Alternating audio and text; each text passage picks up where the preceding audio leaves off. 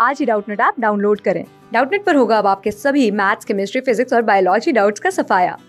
बस अपने क्वेश्चन की फोटो खींचो, उसे क्रॉप करो और तुरंत वीडियो सोल्यूशन पाओ। Download now. हेलो फ्रेंड्स, हमारे पास एक क्वेश्चन दिया गया है।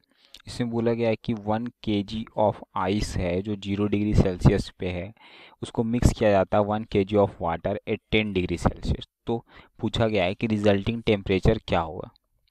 देखिए यहाँ पे क्या है, सपोज करो कि हमारे पास एक आइस है 1 kg का। ठीक है, ये आइस है हमारे पास, ये कितना 1 kg का आइस है। ठीक है, इसकी टेम्परेचर कितनी है, 0 डिग्री सेल्सियस। ठीक है, और हमारे पास 1 kg वाटर भी है। ठीक है, जिसकी टेम्परेचर हमारे पास कितनी दी गई है, 10 डिग्री सेल्सियस। अब ये दोनों मिक्स होते हैं। ठीक है, इन दोनों को क्या किया था, मिक्स किया था, तो फाइनल जो बनेगा हमारे पास उसका टेम्परेचर पूछा गया है। अब यहाँ पे देखो कि ये जब दोनों मिक्सिंग हो रही है तो यहाँ से क्या हो रहा है कि एक इसमें जो सिस्टम में हमारे पास दो सब्सटेंस है, एक आइस है, एक वाटर है। ठीक है, यहाँ पे तीसरा कोई भी एजेंट काम नहीं करेगा जो क्या इससे इसको हीट दे या इससे या बाहर से कोई हीट दे या इसको ये कोई इसमें कोई बाहर से हीट दे। जो भी होगी हीट की ट्रांसफ़र, ये वो इन दोनों के बीच ही हो सकती है। मतलब अगर ये हीट लूज करेगा तो ये हीट गेन करेगा, अगर ये हीट लूज करेगा तो ये हीट गेन करेगा। ठीक है, दैट मीन्स इसकी टेम्परेचर 0 डिग्री सेल्सियस है, इसकी टेम्परेचर है कितनी, 10 डिग्री सेल्सियस। अब एक चीज़ ध्यान दीजिए कि अब जो भी फाइनल रिजल्टेंट टेम्परेचर होगा वो 0 और 10 के बीच में ही हो सकता है। ठीक है, उससे ज़्यादा हो नहीं सकता है। तो इसकी टेम्परेचर इंक्रीज करेगी, इसकी टेम्परेचर डिक्रीज करेगी। ठीक है, लेकिन इसकी टेम्परेचर इंक्रीज करने के लिए हमें सबसे पहले क्या करना पड़ेगा, इसको वाटर बनाना पड़ेगा। ठीक है, वाटर इसलिए बनाना पड़ेगा क्योंकि 0 डिग्री सेल्सियस अगर टेम्परेचर इंक्रीज करते हैं दैट मीन्स 1 डिग्री सेल्सियस पे लेके जाते हैं। तो 1 डिग्री सेल्सियस पे आइस जो होता है वो क्या करता है, एग्जिस्ट नहीं करता है। मतलब 1 डिग्री सेल्सियस पे अगर आइस एग्जिस्ट नहीं करता है तो 1 डिग्री सेल्सियस पे क्या हो जाएगा, वो वाटर में चेंज हो जाएगा। तो वाटर में अगर ये चेंज हो रहा है, हो रहा होगा कि इसमें हम को ये हीट को गेन करेगा। हम इसमें इसको हीट करेंगे तभी तो ये आइस मेल्ट होकर वाटर बनेगा। दैट मीन्स इसमें जो हम हीट देंगे, ये आइस अभी वाटर अभी भी 0 डिग्री सेल्सियस पे है, क्या देंगे, लेटेंट हीट देंगे। ठीक है, अब लेटेंट हीट क्या होता है, लेटेंट हीट होता है amount of heat required by per KG of a substance to change its phase. ठीक है, मतलब उसके फेज को चेंज करने के लिए 1 kg सब्सटेंस, कोई अगर सब्सटेंस है उसकी फेज को अगर हम चेंज करना चाहते हैं तो उसमें जो हीट सप्लाई करते हैं उसको क्या कहते हैं, लेटेंट हीट।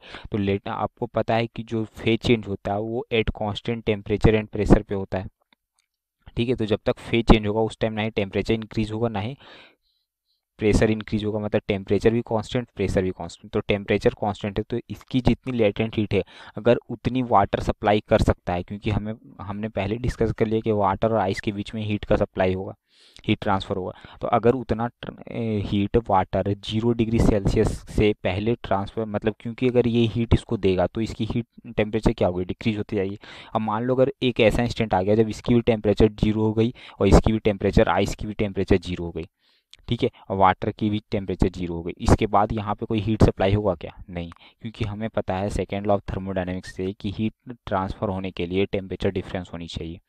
ठीक है, तो यहाँ पे तो टेम्परेचर डिफरेंस जब क्रिएट रहेगा, टेम्परेचर डिफरेंस ही खत्म हो जाएगा तो फिर हीट सप्लाई नहीं होगा। मतलब ये 0 डिग्री पहुँचने से पहले अगर ये इसकी लेटेंट हीट के जितना हीट दे देगा तभी आइस की टेम्परेचर इंक्रीज हो सकती है, नहीं तो नहीं हो सकती। बात क्लियर है। ठीक है, इतनी बातें आपको समझ में आ गई। तो आपको पता है जो लेटेंट हीट ऑफ आइस होता है या लेटेंट हीट ऑफ फ्यूजन हो, इस यहाँ पे क्या होगा, आइस फ्यूज होगा।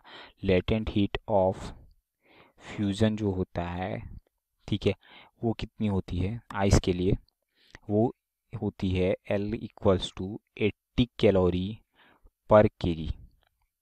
ठीक है, 80 कैलोरी पर केजी होती है। तो मतलब इसको 1 kg आइस है तो इसको मेल्ट होने के लिए कितना हीट रिक्वायर्ड है, हीट रिक्वायर्ड वो कितना है, वह 80 कैलोरी हीट चाहिए इसको। 80 कैलोरी अगर हीट हम दे सकते हैं तो ये मेल्ट होगा।